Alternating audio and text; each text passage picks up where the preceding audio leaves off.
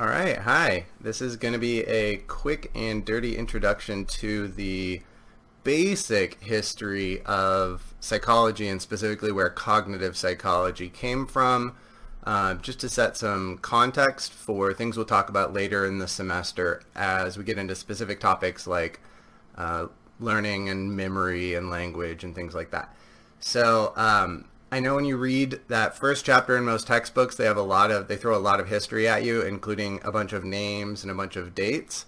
I don't necessarily want you to remember the names and dates, but maybe getting a feel for these general schools of thought and starting to see the overall pattern that I'm going to try and highlight in this talk, so that we can at least get the basics and like I said, set a context for things we'll talk about later in the semester. So just to start off, where did psychology itself come from? Because psychology is like a really young science and has really just been around for a little over a century basically. And what it developed out of was philosophy on one side, so we'll talk a little about that, and physiology on the other side, which is basically just to say like anatomy, right? Biology or neuroscience, that's that side of what became psychology. So psychology comes from these two different schools. We'll talk about each of them briefly. I want to start on the philosophy side. Philosophy has for a long time had arguments or discussions probing basically the nature of mind or what it is to think. In other words, they've been interested in cognition for a long time, in fact, for thousands of years. So if we go back to Plato, on one side of philosophy, he represents what's called the rationalism school. So I've kind of highlighted the word rationalism here. If you see things highlighted in color like that, sometimes it means, this is worth paying attention to. The rationalism school, basic idea, all you need to know here is this is a school of philosophy that thinks we can understand things, or our knowledge of the world and thus our way we think about things, our cognition, comes mainly from deduction or thinking. It's sort of what you really think of as armchair philosophy. So Plato had this idea of, the real reality behind everything is these ideal forms that are sort of out there in the Platonic realm. And our experiences, our sensory and perceptual experiences, those are just shadows. They're not necessarily accurate. And really, we can understand the world best by just thinking and reasoning about these ideal forms. And literally, almost two millennia later, Descartes was talking about the same kind of thing in terms of being able to doubt our senses, our experience in the world. And instead, Descartes said, the thing we can really trust at the very base of our thinking is just our thinking itself. So sort of this newer rationalist idea that we can start by doubting everything about our experience out there in the world, but we can't doubt the fact that we doubt. That's where he came up with that I think, therefore I am, that I'm sure you've heard. And Descartes, you might be familiar with the idea of dualism, this idea that the mind and body are separate for Descartes, that the mind exists in some realm outside of the physical world, that it's somehow separate from the physical realm. So Descartes was all about the mind being so detached, we can learn, we can understand and think about things purely mentally without even interacting with the world, as it were. So that's the basic idea of rationalism. And this contrasts with a parallel stream of philosophy that's developed over the last couple of millennia, which we could call empiricism. So from the word empirical, this is all about data. So this is the idea that our knowledge or our thinking about the world should come from actual experience. And what does that mean? Usually that means our sensory experiences, the perceptions that we have, things like that. So Plato's student, Aristotle, around the same time, was arguing that there's nothing really in the intellect that doesn't first come from us having some sensory experience. So our thoughts, our concepts, the language we use, all of that is built out of sensory experiences or perceptual experiences that we've had along the way. In other words, we have to interact with the world in order to understand it or understand ourselves or even have concepts and thoughts in the first place. And then, again, a lot later on, some famous philosophers like Hobbes and Locke would fall clearly on the empiricist tradition. So, Hobbes would argue that the thoughts we have come initially from sensations that we have, that language is just the naming of those sensations, so the objects of our sensations. Language is all just building up on the experience that we have. Locke would argue, he's the one who came up with the term tabula rasa, blank slate, that we're sort of blank slates, and that our ideas, and specifically our like complex ideas, the deepest, most human thoughts and language and things like that we have, is all built out of simple sensations, built from simple experiences, simple sensations, what he called ideas. So that's kind of just a quick and dirty overview of early philosophy, these two strains that, again, one is just like everything comes from pure thought, and the other, empiricism, says, no, we need to interact with the world, we need to collect data, the experience that we have actually matters, we should pay attention to our senses, our perceptions. And then on the other side, so I mentioned philosophy was one part of what went into the new science of psychology, part of what birthed psychology. But on the other side, the other big influence was physiology. And really the thing most relevant to our purposes, to psychology, was on sort of the neuroscience side. So once we had identified that the brain is sort of the fundamental organ for thinking, the fundamental organ for what it is that makes us human, then we end up with more fine-grained arguments about how the brain works, trying to understand how the brain relates to our thinking, to our cognition. So people in physiology were arguing for quite a while about whether brain areas, different parts of the brain, have really specialized functions. Like, is there this little part of the brain that's important for hearing things, this other little part of the brain that's important for seeing things, this other little part of the brain that's important for making decisions, this other part of the brain, things like that. Those we would call localized modules in the brain.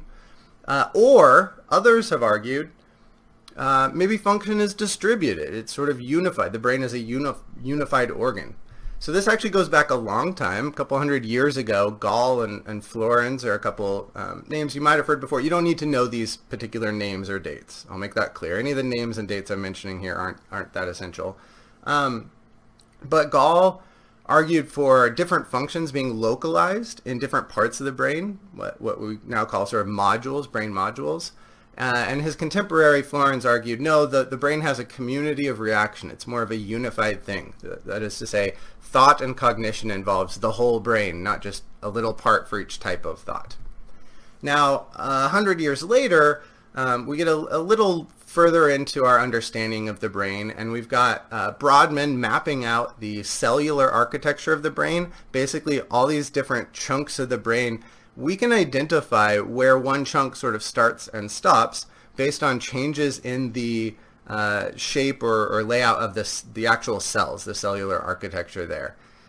So we actually still use to this day the map that Brodmann made of the brain. He named the different regions of the brain, like Brodmann's area 3, Brodmann's area 24.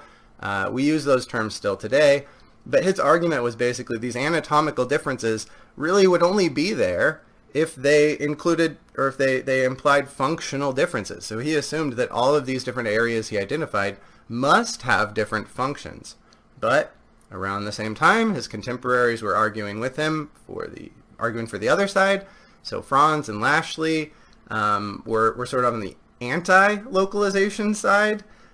Specifically, there had been plenty of experiments up until this time on animals especially, where researchers would create a lesion, that is to say a little bit of brain damage created by the experimenter. They would hurt these animals, but they would create a lesion in one particular part of the brain and find that it disrupts function. So in one example, they were able to create a lesion, so to create damage in this one part of the brain that made it so that cats could not learn. They couldn't learn new things. Like they couldn't do basic, operant conditioning kind of things.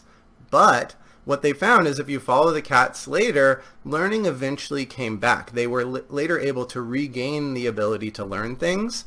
And Lashley was arguing basically it must be that other parts of the brain take over that function. So thus, there's not just this one little module of the brain that does learning, and if it gets damaged, you'll never do learning again. He said this is evidence against that localized modules idea. And then around the middle of the last century, Wilder Penfield is probably one of the most famous names in neuroscience, would stimulate the brains of his patients during epilepsy surgery. So some people have surgery for intractable epilepsy they can't fix in any other way.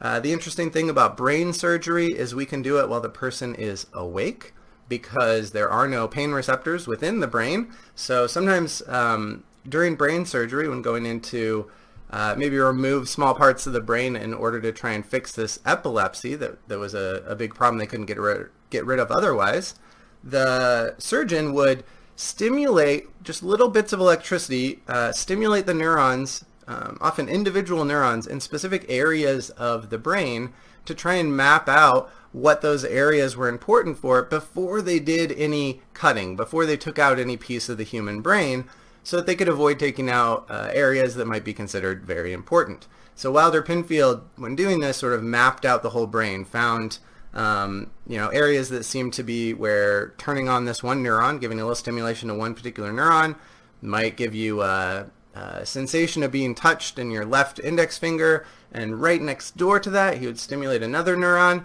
and sure enough the person would say, oh, I'm feeling a touch a little lower in that same finger. And right next to that was a neuron that if he stimulated it would make the participant or the patient say they felt something a little lower in the finger. And right near those neurons were some neurons that when they were activated would make the person feel sensations in their middle finger on the left hand, and so on. Basically mapped out the entire body and this little chunk of neurons in a person's brain, and we really started to understand there is a organization to the neurons in our brain, a sort of mapping, in some cases mapping out things like the body, that really shows the brain does have some inherent organization to it. So he was clearly on the localization side of things. And just to give you a feel for the modern version of neuroscience, basically we do lean towards a modular view, but I would say it's very important to understand that's with an emphasis on what we'd call networks. So networks of modules or networks of brain areas that interact heavily. So for any particular function, there tends to be a lot of different areas or different modules that are all involved. Sometimes one area or one module might activate a little before the others, so we can actually trace through time how a signal or a function or the brain doing something, sort of how it propagates through the brain. Just for example, if you're looking at someone's face, there are a great deal of areas in the brain that are active, not just in the visual cortex, but also in the temporal lobe and in the frontal lobe, and there's activity sort of all over the place for different parts of what it is to recognize someone's face. So the memory part of it, the actual just simple visual part of it, the emotional components, so the amygdala activation, things like that. Same thing if we're experiencing a function like pain. So a brain function like experiencing pain. When you feel pain, like someone stabs you or you get burnt or something like that, there's activation in a bunch of different places in the brain.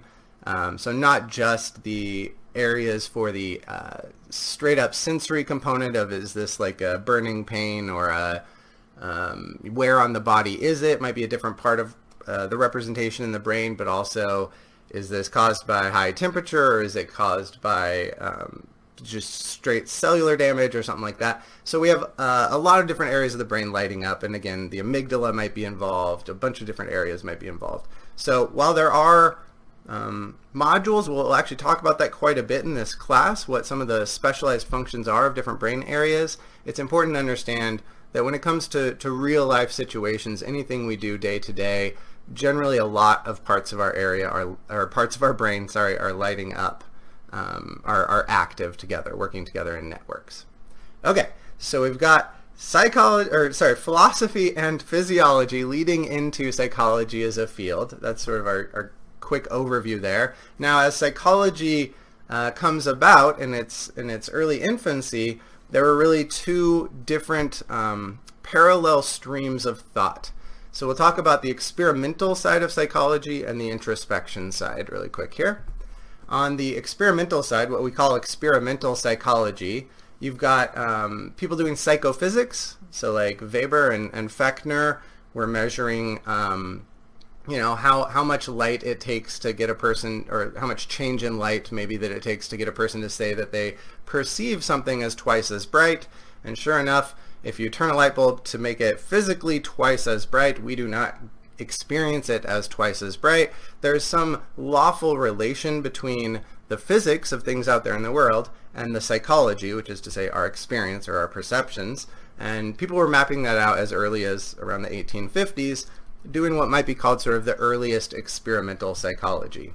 One of the most famous researchers and coolest researchers in early psychology is Helmholtz, and he contributed to basically every area of psychology you can think of, but some of his most famous contributions were measuring nerve transmission. That means like measuring the speed of how quickly neurons fire, how quickly information travels, realizing that it's not instantaneous, and finding sort of objective ways to measure that. He came up with a theory of color perception. We'll talk about a little when we get into perception later in the semester. We've got Donders, who we'll talk about in class, but measuring reaction times. Again, figuring out ways to understand how the brain is accomplishing tasks and even quantify how long that takes and understand other aspects of thinking. This was really taking something that had been an area of philosophy, again, for thousands of years, and showing that we can bring it into the laboratory, that we can do sort of objective measurements on thinking. And then maybe another famous researcher to mention, who we'll get into when we talk about memory, is Ebbinghaus, who did find a way to quantify memory. He was probably one of the first people to systematically do studies to quantify memory, to measure how much we can remember for how long, or how quickly forgetting happens. He did this by himself being the subject and memorizing nonsense syllables. But yeah, we'll come back to that. The basic idea is, you can see we've got people doing experiments. These are the kind of things you can imagine someone doing in a laboratory, some of the earliest psychology laboratories, even if they weren't necessarily called psychology laboratories yet. On the other side, though, there was at the same time a sort of parallel stream of thought developing by people, again, trying to understand thought, trying to understand cognition, so trying to understand how humans work. But they were doing it not necessarily with experiments, but with what we'll call introspection. So this is just self-observation, sort of often verbal reporting of your conscious thoughts and feelings. So what's available to your own consciousness, you report on that. That is introspecting. The goal here, you might have heard the structuralists were one of the early schools of psychology. But the goal here was basically try and break the mind down into its basic elements. Try and figure out the structures of consciousness. Kind of like in physics, we try and find the basic building blocks of the world. So objects are made up of molecules, which are made up of atoms, and atoms are made up of smaller parts, and those are made up of even smaller parts like quarks, and those are made up of even smaller parts like leptons. So we've, in physics and other sciences, broken the world down into its basic parts, finding the structure of things at the lowest level. And the goal of some of these early psychologists was to do that, but with cognition, with our mind, to break the mind up into its basic pieces. So Wilhelm Wundt is probably one of the most famous, and I think it's credited with one of the earliest real psychology laboratories. But really, Wundt was interested in people speaking their thoughts as they do a particular task. So he'd write that down. That's the data he worked on. And he was basically looking for people to report on what we might call the elementary components of their thought. William James at one point described this as sort of a stream of consciousness. That's why I put the picture at the bottom there. Like just what's available to our conscious, introspective thought as we try and pay attention to our own thoughts. Titchener argued, sort of developed this a little further, but argued we can't just ask a random person to come into the laboratory and describe their thoughts. They might be inaccurate or do that poorly. So he argued only trained introspection is valid. In this case, he would train the people in his laboratory to describe their experiences, describe their conscious thoughts and feelings as time went by, but to do it in a specific way, like to describe the raw sense data, rather than say that I'm looking at a pencil right now. He would train the person to report, no, it's not a pencil. The pencil is what you've created out of all the elementary components, but what you're really having is an experience of such and such size or length, that a rectangular form that's really long, or a cylindrical form that's really long, and is yellow in color, and things like that, breaking it down to basic pieces. So that was the idea of this early introspection. Obviously, there are problems with this, and that came up. So some thoughts are hard to verbalize. As we'll talk about a lot this semester, we're often wrong about our own minds. So people's way of interpreting their thoughts might not actually be accurate. And then, of course, kind of similar to something that happens in physics, attending to the thinking process itself might alter our thinking, so the data might get corrupted in that way as well. All right, so we've got experimental psychology and introspection as these parallel streams, and you can see how this almost comes directly out of those earlier schools of philosophy that I talked about. The introspection side, just working through our thoughts sort of directly without going out and collecting too much data from the world, is a little bit like rationalism in philosophy. And that experimental psychology, you can see how that comes pretty heavily out of the empiricist tradition. It's empirically bringing things into a lab and trying to collect data in that way. Now, as we get into the 20th century, we get some new schools of thought that are developing out of these historical streams. So the one you're no doubt familiar with, probably the idea of behaviorism, or the school of thought behaviorism, which is a lot of the research they did on animals, but often humans as well, and certainly with human implications. But they were studying the relationship between observable behavior as something that's sort of objective, something that science can study because we can see it, we can observe it, we can quantify it, people can look at the same thing and agree on what they saw. So it's trying to make an objective science out of studying human behavior and animal behavior. So behaviorism was looking at behavior and how it relates to the environment, the stimuli, the experiences in the environment. So in this case, we're talking about a very quantitative, a very experimental school of thought. And the most extreme version is sometimes called radical behaviorism. In radical behaviorism, you've got some people arguing really we can't study internal mental states, or at least we shouldn't try to or bother studying internal mental states. Rather, we can only really study, if we want to do science, if we want to understand things scientifically, we can only really study stimulus and response, the contingencies of if this shows up in the environment, then the creature does this behavior, this response. So they're arguing that psychology shouldn't be trying to study the mind or the mental. Rather, we just care about the input and the output. You can think of the mind or the mental stuff, if it exists, is just a sort of black box. The subjective experience that we have in our consciousness, that can never be objectively measured. So science shouldn't bother talking about it. We should only talk about the input and the output, the stimulus and the response. So behaviorism sort of explicitly rejected introspection in general. To them, behavior is something, this thing on the outside that's objectively measurable, where consciousness, our subjective thought, just is not. So in this case, for behaviorists, the goal of psychology is really about predicting or controlling behavior, understanding how the world works, where behavior comes from and why. Now, you probably know some of the famous names in behaviorism, so we'll just briefly mention this, but Pavlov around the turn of the century is the one who trained dogs to salivate when they heard a sound like a bell or a metronome, and did a bunch of studies on that, actually won a Nobel Prize for that work, discovered and described what we call classical conditioning now, so just making associations between things. John Watson is the person who really brought this over to America. He's the one who argued really strongly, really made behaviorism popular here, but he was arguing strongly that nurture, so our environment, our learning basically, is way more important than nature, way more important than genetics. He was also the person who did the famous Little Albert experiment on generalization of stimuli in classical conditioning. And behaviorism got really popular in the early 1900s, and I'd say maybe even reached its peak around the time that B.F. Skinner was publishing a lot of work around the 1950s.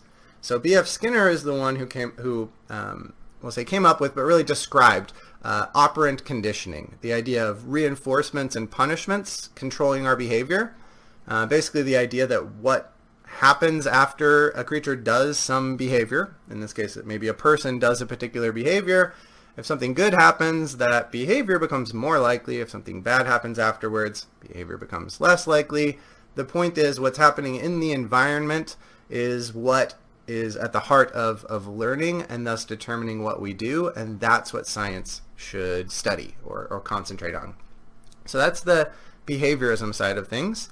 But there is a sort of parallel, less popular, less well known, but a parallel stream of thought developing during the 20th century, which I'll call phenomenology. And really this is a subset of philosophy, or a type of philosophy, but as we'll see, it has actually influenced some of the modern thought in cognitive psychology.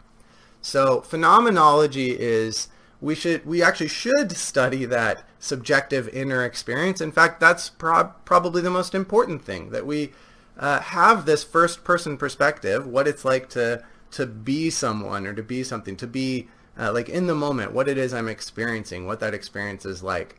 And we should study that, and that's actually what our thinking, what our cognition is based on. Everything starts from our experience, right? So phenomenologists like Husserl and Heidegger are kind of famous names in that field.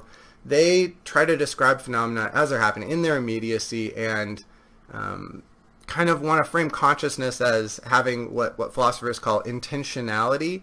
That is, it's always about something. So rather than consciousness being like just an on-off switch, like humans are conscious, rocks are not conscious. Rather, they're interested in consciousness as something we have of things. I'm conscious of an apple. That means I'm like having an experience of an apple right now. That's what the apple concept and my current perceptual experience is. Or I'm conscious of a particular emotional state I'm having right now. So they're asking questions like, is my experience of redness the same as yours? I mean, surely when I look at a fire hydrant and when you look at a fire hydrant, we've been trained our whole lives to both call that experience we have red. We use the word red, but there's no way for us to directly measure and know whether that red experience that I have when I look at a fire hydrant and the experience that you have and you call red when you look at a fire hydrant, whether we're actually experiencing the same thing on the inside. We can't directly compare our subjective inner experience. But this is like what they were interested in trying to understand. You can see how this follows, again, more out of the rationalist side of things, that sort of armchair philosophy, just trying to think about, understand cognition, understand the mind. But in this case, starting from this what might be sort of coming out of introspection, right? Starting from looking at our inner experience. And probably the person who had the most effect on modern psychology, modern cognitive psychology, coming out of this stream, is Merleau-Ponty. So around the middle of the last century, again, this is not very popular relative to Skinner and the behaviorists, but this is something that was very much alive at the time, argued that our brains, our minds, our consciousness, we are not this abstract Cartesian mind. Remember, Descartes had that idea of dualism where the mind is completely separate from the physical realm. He said, no, our mind and our thinking can't be separated from the physical world. In fact, can't be separated from the body and the experience we have with the environment around us. Rather, Merleau-Ponty would say, our mind is sort of a body subject that's experiencing the world. So our conscious experience and the physical world and our actual body, and not just the brain, but all of our body, are sort of deeply intertwined, and their interaction is what gets us cognition or thought, the things psychology is interested in. Really, the idea here is that cognition, being able to solve tasks, whether they're mathematical tasks or doing things out in the world, that the things we think of as thinking and accomplishing action in the world, that really this comes from thinking systems where the system might include the person's brain, but also the person's body, but also the world around them, and all of that sort of makes up the conscious experience we have. So that's, I get that this is like kind of high-level weird philosophy stuff, but I just wanted to point out how this sort of stream has developed out of that earlier rationalism and introspection, and we'll see later in the semester, especially as we start to talk about the area today called embodied cognition, we'll start to see how this stuff is relevant. So there's the quick and dirty history to get us up to the start of cognitive psychology, what's often called the cognitive revolution.